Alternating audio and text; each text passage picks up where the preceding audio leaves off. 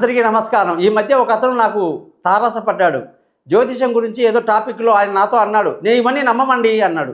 ఎందుకు సార్ మీరు నమ్మరు అని అడిగితా. మేము ప్లాస్టిక్ సర్జన్ అండి. ప్లాస్టిక్ సర్జన్ అయితే ఏం చేస్తారండి? జాతకాలు నమ్మరా? సూర్యోదయం చూడరా? పౌర్ణమి అమావాస్యలు చూడరా?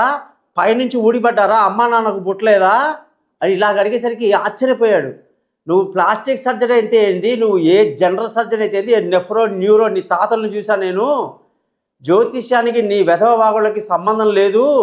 జ్యోతిష్య శాస్త్రం అంటే భగవంతుని స్వరూపాన్ని నమ్మడం, పాజిటివ్ ఎనర్జీ, 24 గంటలు భూమి తిరగటం, అమావాస్య పౌర్ణమి 15 రోజులకు రావడం, సూర్యుడు 12 రాసుల్లో 12 నెలలు తిరగటం, ఇవన్నీ జ్యోతిష్య శాస్త్రం అండి.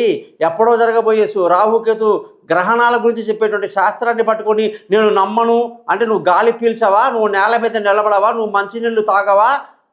ఏం చేయవు నువ్వు అనేటువంటి మాటలు వచ్చాయండి. తప్పు తెలుసుకొని కాళ్ళ మీద పడ్డాడు. తర్వాత చెప్పా, చదువు వేరు, జ్ఞానం వేరు. ప్రపంచంలో ఎంత గొప్పవాడికైనా సరే ఒక గురువు ఉంటాడు. అలెగ్జాండర్ లాంటి వాడికి పెద్ద గురువు తెలుసా? అరిస్టాటిల్ అంటారండి. అటువంటి గురువు ఇందిరాగాంధీ గారు ఉన్నప్పుడు చంద్రశేఖర స్వామి అని గొప్ప గురువు ఉండేవాడు.